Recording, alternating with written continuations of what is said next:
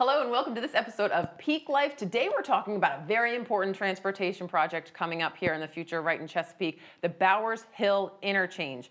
And here to tell us about where we're at is Nina Ulrich with VDOT. Nina, thanks for being here. Liz, thanks so much for having us.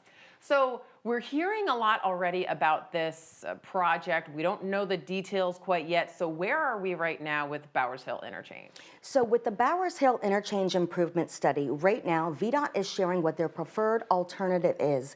And what that is the recommended preferred alternative to show what is going to possibly move forward in the design phase prior to construction.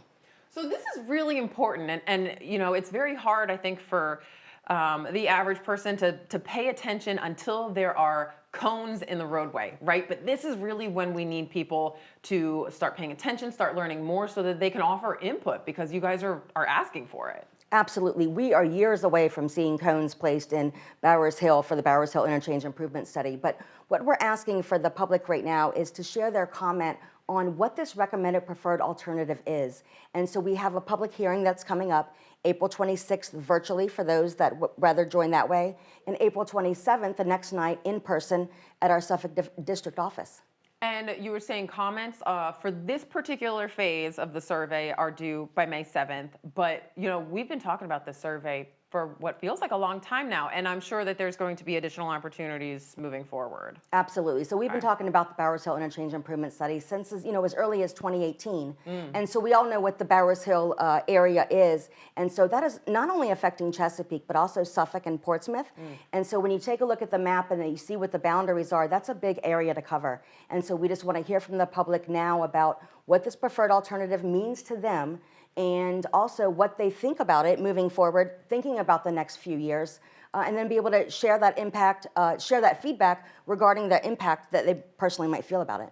So is this literally the community helping you decide how to reshape this interchange? I mean, are we talking, people saying, here's where the trouble spot is, how do you fix that? Yeah. Does it actually get that detailed? Absolutely. So yeah, right now in the study phase, what they take a look at is they take a look at the entire project limits. The next, once we move into the design phase, they'll take an even deeper look and say, okay, what does that mean in Chesapeake? What does that mean in the project limits for Suffolk? And what does that mean for Portsmouth? And then we're going to bring all those ideas and, not ideas, but all of those resources together to be able to share with the public to say, okay, now we want your feedback on this next stage. This whole process, particularly when we're talking about a project this big and this complex, I mean, it is really complex.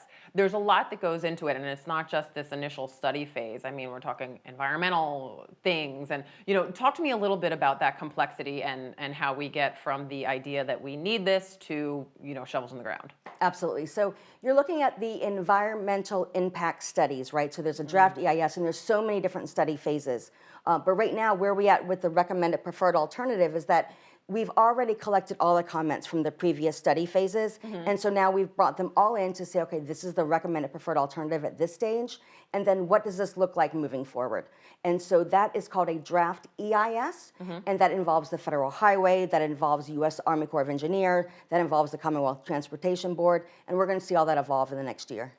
Is this how particularly VDOT transportation projects go normally? Like, do they always kind of take this long? Are you always accepting feedback for various projects throughout the area?